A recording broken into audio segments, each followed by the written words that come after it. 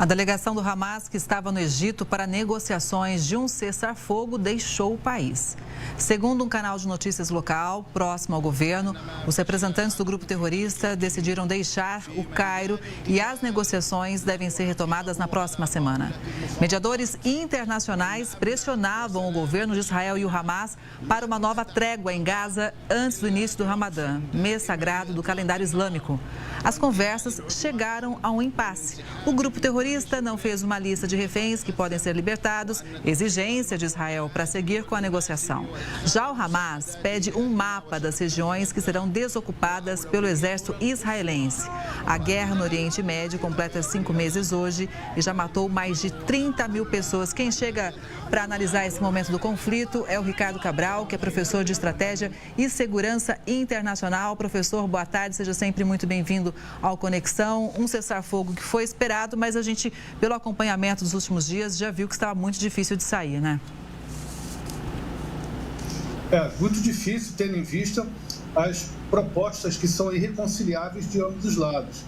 O Hamas quer a liberação da entrada dos comboios humanitários, nada mais justo, mas quer também a retirada de Israel e a libertação de prisioneiros que Israel não concorda, enquanto que Israel quer a libertação de todos os reféns, sem exceções, e para que o cessar-fogo se materialize, além de outras divergências muito pontuais.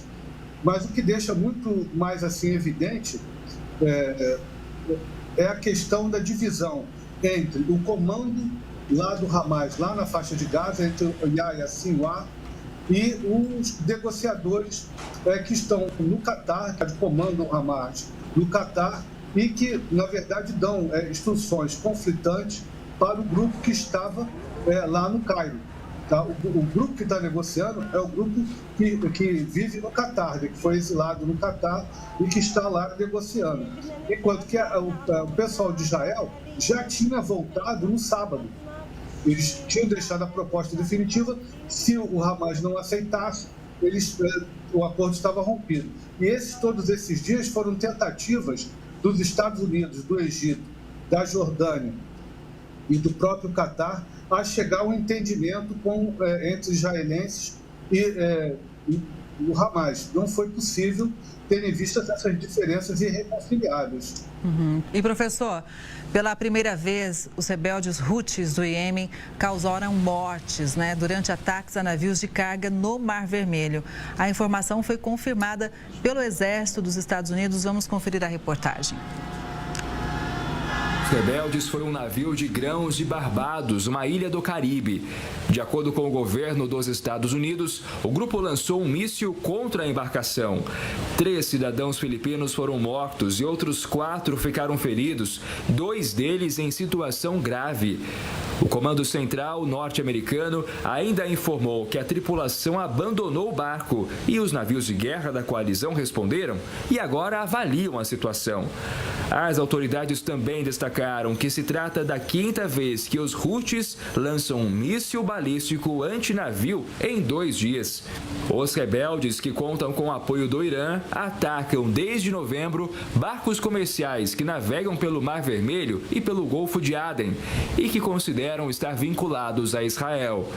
De acordo com os insurgentes, eles agem em solidariedade aos palestinos da faixa de Gaza, palco do conflito entre o exército israelense e o movimento terrorista Hamas.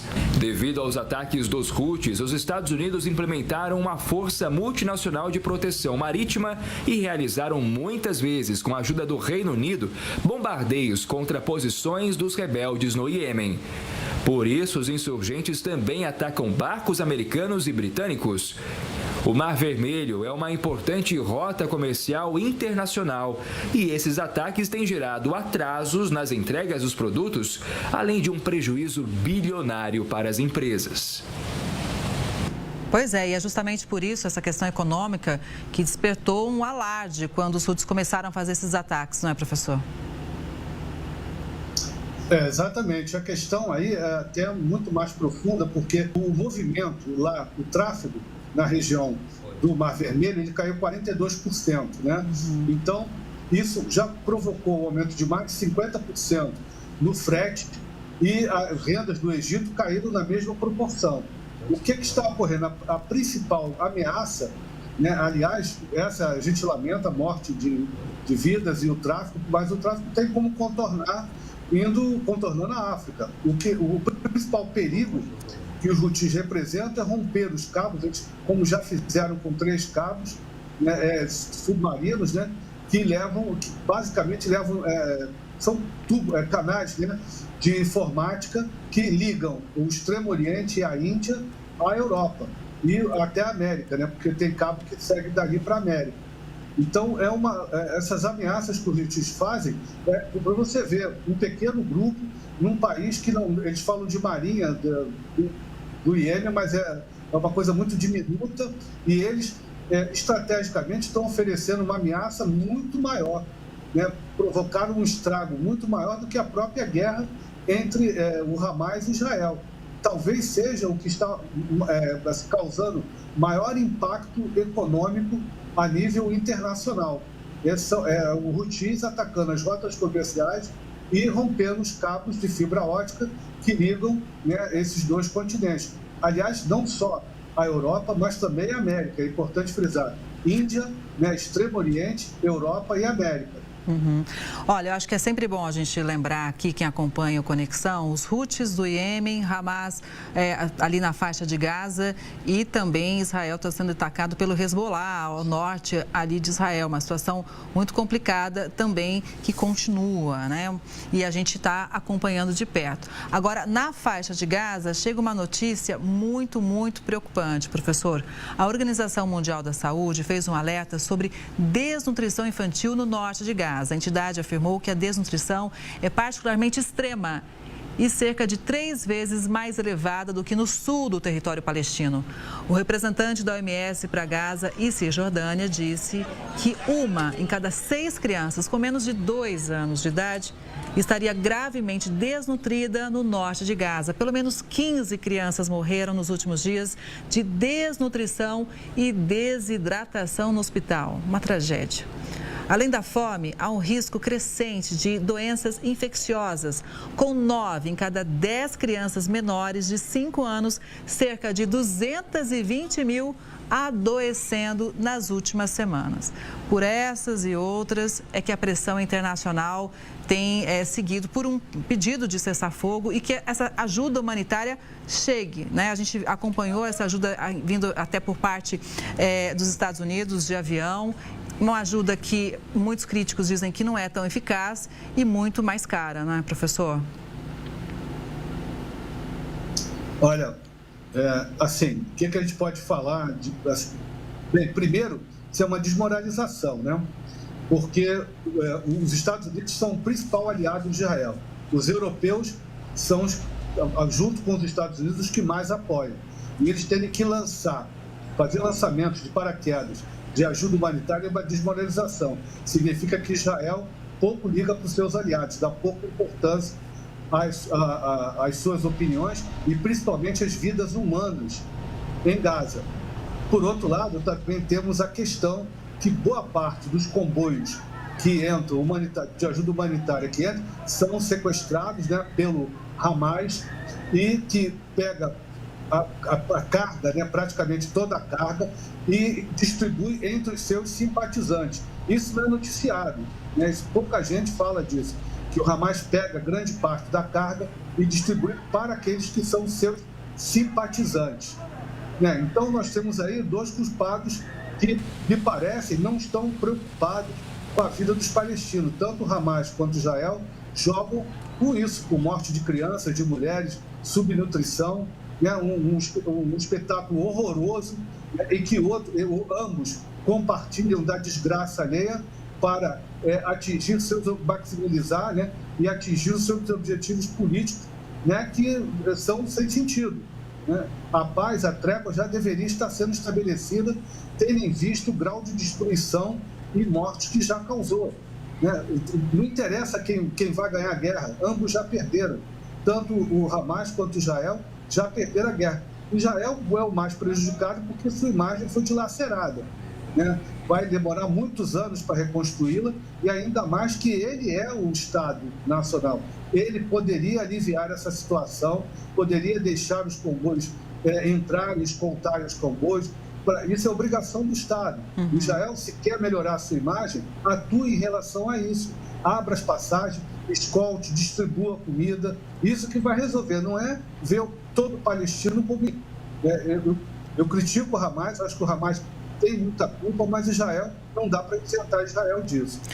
Professor, vamos falar agora do conflito entre Rússia e Ucrânia.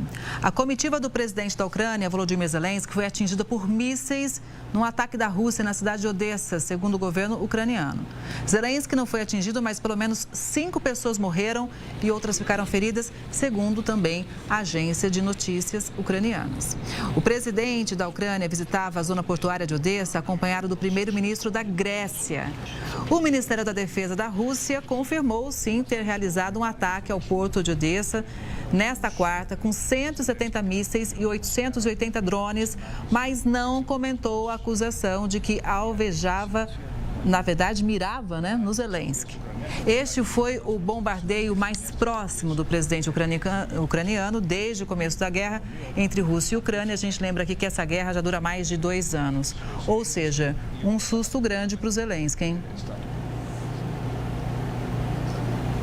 Os russos divulgaram uma imagem, Kelly, que veio para contradizer e dizer, olha, nós não queríamos atacar e aparentemente eles não atacaram, né? Mas os drones sempre têm um problema que podem ser desviados, né? Eles divulgaram uma imagem, feita por drone da comitiva do Zelensky, exatamente mostrando essa imagem, só que do alto. É uma mensagem clara, para o Zelensky. Se nós quiséssemos matá-lo, nós o teríamos feito. E é meio que para desmentir essa acusação que ele foi vítima de ataque. Aliás, não é a primeira vez que o Zelensky força uma situação. Em Marinka aconteceu isso. O ataque a Marinka foi feito antes, foi feito antes dele colocar lá uma bandeirinha, que ele foi, saiu correndo do carro, colocou a bandeirinha e tirou meia dúzia de fotos e foi embora.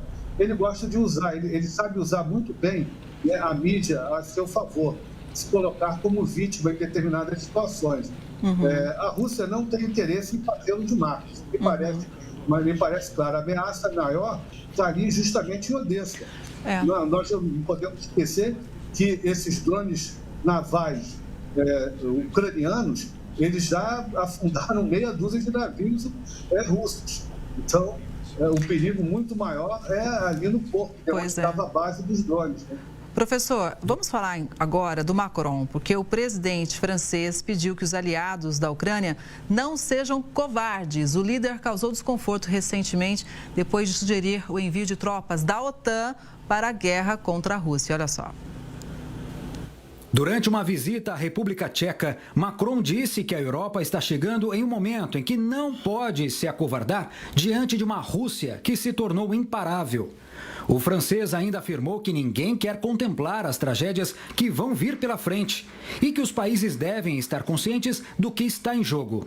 Recentemente, Emmanuel Macron causou desconforto entre os aliados da Ucrânia ao afirmar que o envio de tropas da OTAN ao fronte de guerra não poderia ser descartado no futuro. A ideia foi prontamente rejeitada por vários parceiros ocidentais, a exemplo de Estados Unidos e Alemanha. O governo francês esclareceu em seguida que o presidente se referia apenas a missões de não combatentes. Professor, essas falas polêmicas, muitas vezes, do Macron, seria um temor pelo avanço russo pela Europa? Olha, Kelly, a questão é assim, a OTAN já tá presente lá, porque, por exemplo, armamentos mais complexos, como o HIMARS, os americanos, o HIMARS, o Patriot, não são operados por ucranianos, são operados por americanos. Sejam eles empreiteiros, companhias, PMC, Private Military Companies, atuando lá, ou então mercenários, entre aspas, na verdade, norte-americanos contratados para operar os aparelhos. Nós temos notícias de forças especiais atuando na linha de frente, como mercenários, sendo qualificados como mercenários, e temos várias notícias do assessoramento direto de militares da OTAN no Estado-Maior e em outras áreas da inteligência do Estado ucraniano.